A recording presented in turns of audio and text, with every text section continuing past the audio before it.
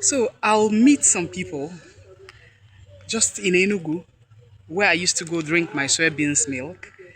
I've been, I've not been sleeping in some few days because of this my customer. She's my customer. I buy soybeans milk from her, and one day I came to buy soybeans milk and was told she was picked up by the DSS, including her husband.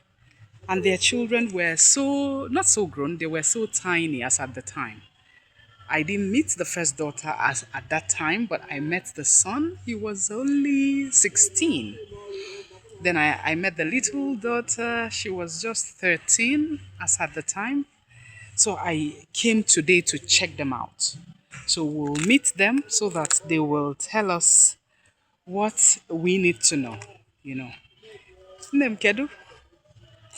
Jekime, this is the small one. She was 13 when that incident happened. I don't know if she even remember the story very well, but she would be told, I know.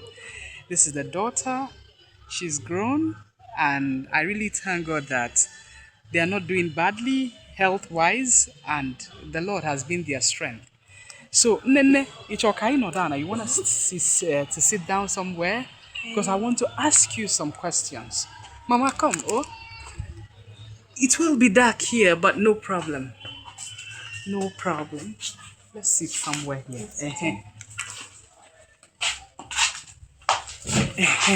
Thank you. So, my name is Ozioma. You didn't meet me when I came before, some years ago. She was so small. I don't know if she remembers, but I know I met her. But she's turned out so beautiful. Yeah, Dalo. Oh.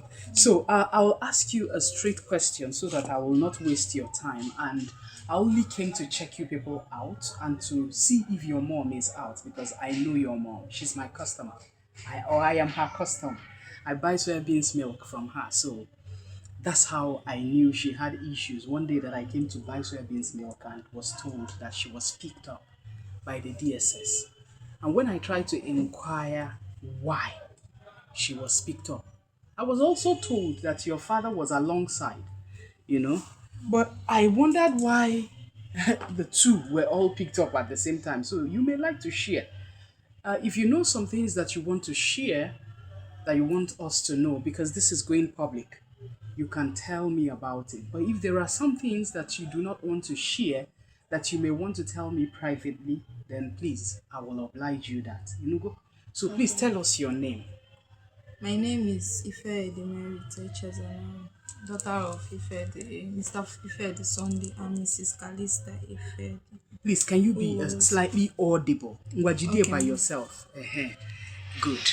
My name is Ife Edemerit Echezana, the daughter of the victims that were picked up by DSS here in Enugu, 8B Station Road, Okpara Avenue, here in Enugu. Okay. Yeah, What's the number here? 8B Station Road. Okay. It's railway quarters. Railway quarters. Okay. It was on the 23rd of November. Oh, so this November gave me how many years? 4 years. 4 years. This November will make it 4 years. So they came to our home very early in the morning. I was at around 3 to Just 4 keep this phone a.m. well. Oh, Okay. 3 to 4 a.m. in the morning. That was when they came. They came with a phone tracker. They said they were looking for a particular phone. So they barged into our neighbor's house first. So after harassing her, because she was shouting, then my dad woke up thinking it was armed robbers. Okay. So after her, they now came to our own house. They knocked on the door. So my dad woke up. We all woke up. He asked us to just stay inside, let him check what is happening. So he saw them. They were on uniforms, army uniform. Just Just the little a girl. man, one of the men was on black and black. So he asked who they are. They said we are officers, just open the door, or we are going to open it by ourselves.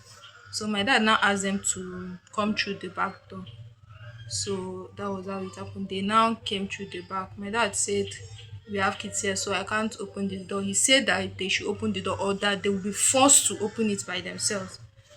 So my dad quietly opened the door. They came in. They asked how many are you in this house. He said five. He said that we should all come out. So we all came out. We sat on the couch. They asked us to bring out our phones. So we brought out our phones. Then they were collecting the phone one by one, dialing a number. There was this number they were putting in. Then if they see it on the contact list, List. so that was what they were doing. They checked my own, checked my siblings' own, then my dad's own, then my mom's own. So they say that the number they are looking for is not in any of this phone, but they know that the phone they are looking for is here because the tracker is showing them that the phone is here. They now ask the man with the tracker to come inside. Him too was on black and black with a tracker. It was one black device. machine beeping red and this thing making noise. So he now came inside. They said, "Is there any other phone here?" They asked my mom. My mom said yes, but she doesn't usually use the phone. They asked her to go and bring it out. So she brought out the phone. They asked her to open it. Then he started putting in the number. Then the thing now appeared. So he now said, "Who is this?" She said it's one of our customers. They said, "Do you know him?" She said yes. So then she was now scared, she was afraid, sweating, asking, what do you want from me? Why are you looking for him? Who is that person? So at that point she even fainted. They started pouring her water. Said, "You must provide this person." She said, "I don't actually know where he lives, but they said you have to go and show us any information you have. You should come and show us." They now took her. They handcuffed her. My dad was like, "Where are you taking my wife to?" Okay. So they now said, "Put on your clothes and come with us so that you not say that we did any harm to your wife." My dad now changed his top, put on trousers, and then followed them. So we are now asking them, "Where are you taking our parents to?" They now shot us inside. They used the one in army uniform used the gun to hold the lock. He locked the door behind us and was pointing the gun towards the door and asked us not to come outside or we should not move. So we were now looking at them through the window. So they were now going. We opened the curtain from the front door. We now saw them moving out, and there were many of them. Okay. So it was just few that came in. That it was few that just came into the house. So when he now left, the one at the back door, we now opened the door. We rushed out immediately. Then we saw two Prado jeeps leaving the compound. We rushed to the to the road. Then we saw many hillocks leaving the street. So we started waking our neighbors, calling them out. They were asking us who took your parents. We didn't even know because they didn't even mention anything. The only thing I could remember was that they said that this person is an IPOB member, the person they were looking for. They didn't tell us why they picked our parents, just to come and provide who they didn't know where he was actually living. Okay. So they were now asking us, our neighbors, who took your parents. We said that we don't know, that they were dressed in army uniform, two Prado jeeps with about almost 10 haylocks left the street, but two of them were putting on black and black.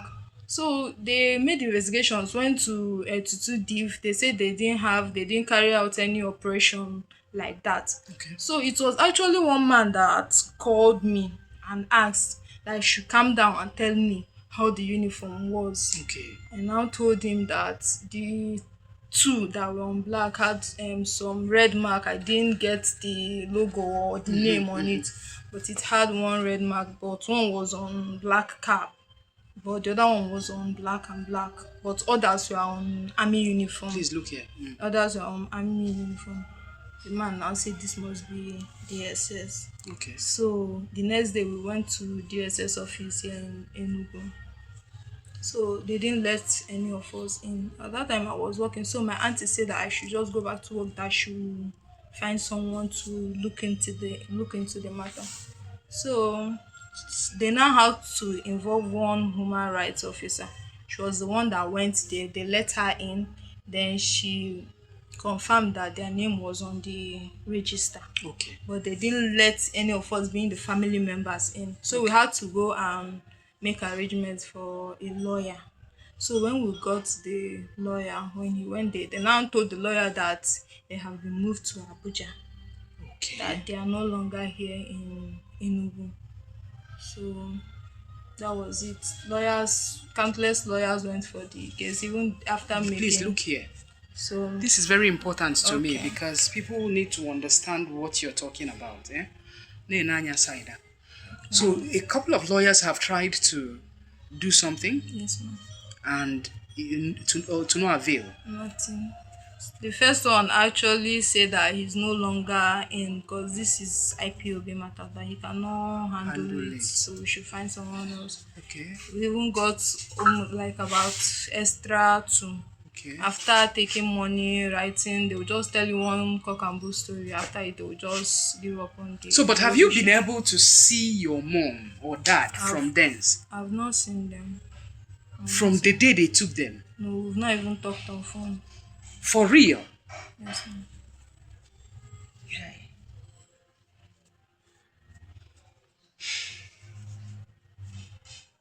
None of your siblings? Nobody. So, but as it stands now, you just assume your mom and dad are in DSS in Abuja? Or Yeah, not really. Was it? look here, please. Okay. Last year, early last year. Be audible. Okay. A woman called me. She said that I should meet her. That I should come alone or with one of my siblings. Then I had to go and meet her at Blueberries. Newberries. Okay. Here in Enugu. So I went there to see her. She was just with a man. Immediately she saw me, she was like, "Are you HS?" And I said yes. She said okay. She said that she came because of my mom, that my mom sent her. Okay. But I'm not allowed to reveal her identity or talk about who she is or something. I asked her, how can I believe you from what you're saying? She just made some few points with information she's got, and I actually believed she was truly in contact with my mom. She said that my mom asked her to come and tell me that she's not in Abuja. Okay. That she's in Wawa military barracks in Niger State. Wawa military barracks in Niger State. That's where they are keeping them. So that was the last information I got, pointing out that they are not even in Abuja, that they are in Niger State. So she said that the DSS here, that they will deny that they are holding them, but that's where they are, that she's from there because she was in the same cell with my mom. Okay. That's why she came to tell me about the situation of that. So but you don't know whether they are jailed or they've been charged for anything. Nothing. They've not gone to court. You think they've not been invited for anything? Nothing. Have they returned a visit here? Nothing. Even the messages, the letters that have been written to DSS, they don't reply them at all. Even there was this time a lawyer told me that they were going to come to court on social date. We waited. They said that the court case has been adjourned, something like that, like about two times that it was adjourned. They never brought them to court and they never charged them for anything. So, but have you tried to see the Chief Judge of Enugu? Is there anybody who has tried to see if they can speak to the judge or charge this case? Anyway, it cannot even work here because since you said they are far away, thinking they are in Abuja, that was what they said at first, right? Yes. It cannot work here. It has to be there. Where? Yes. So guys, sometimes you're so worried in your spirit that you need to just make a move. I haven't slept I haven't slept well for some days now. I'm thinking about their mom. Their mom is actually, I'm her customer. This is the only soya beans milk that I drink most of the time. Her mom makes very good soya beans milk, and she has couple of customers around here. This is behind NEPA, EEDC. And now, what is their name again? Mama Hana, but this is behind there. That's where her shop is. And I know you people live here, right? Yes. Yeah, I know she comes out from somewhere here. So I felt I owed these children a duty of care, even if we're not very close. I'm just a customer. So, but I came to buy the soybeans milk one day, and behold, I was told she's not around. But the vicinity wasn't quite appetizing. You know, there's something like your shop is locked and udode, but everywhere was deserted. And then I began to ask that lady that sells pesticides. Yes. The lady will not say anything, but her disposition captured fear. She didn't want to say anything. I said, "Can you please stop? Why are you fidgeting like this? What's wrong?" Then she said, "No, Gakama, let me call one of her child." That's how I knew it. They now called him. I said, "This is a petite boy. What's up now? Why are you calling this little boy?" She said, "It's the son." Then I said, "Where is your mom?" He said, "I don't know." When he said, "I don't know," he got me, really. "What do you mean you don't know where your mom is?" He said, "They came to carry her." I said, "How old are you?" He said, "He's 16. The small sister. How old are you?"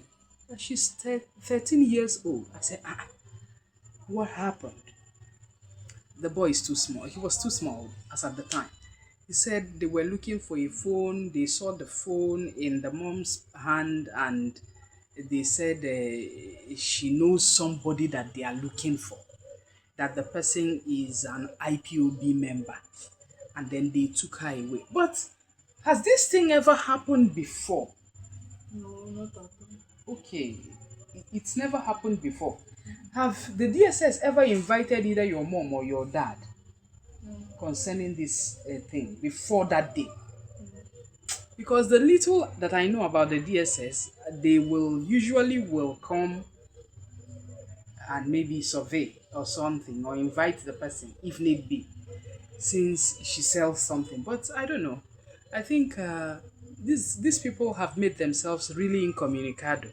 If they were accessible, one would say, let's just ask one or two questions from the DSS. So this is for you all, my people.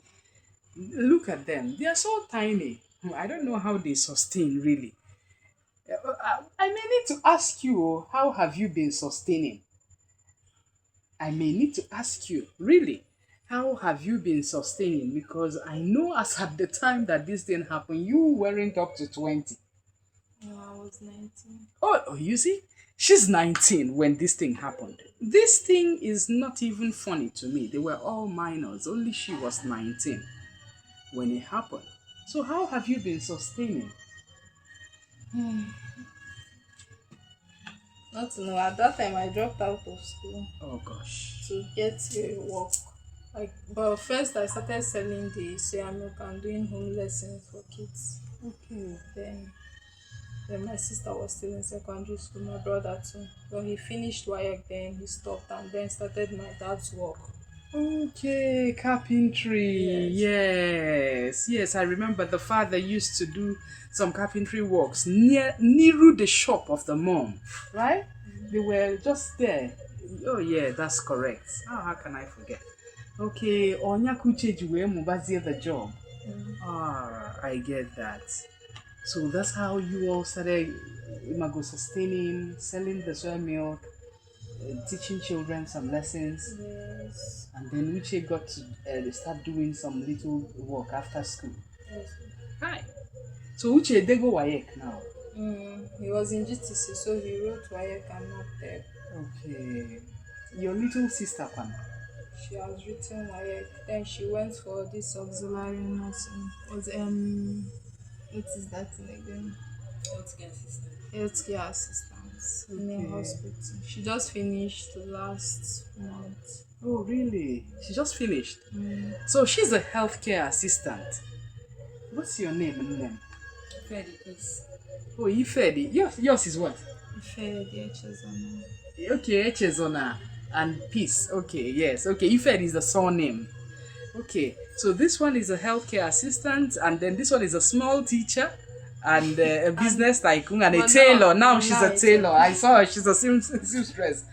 She's a tailor now.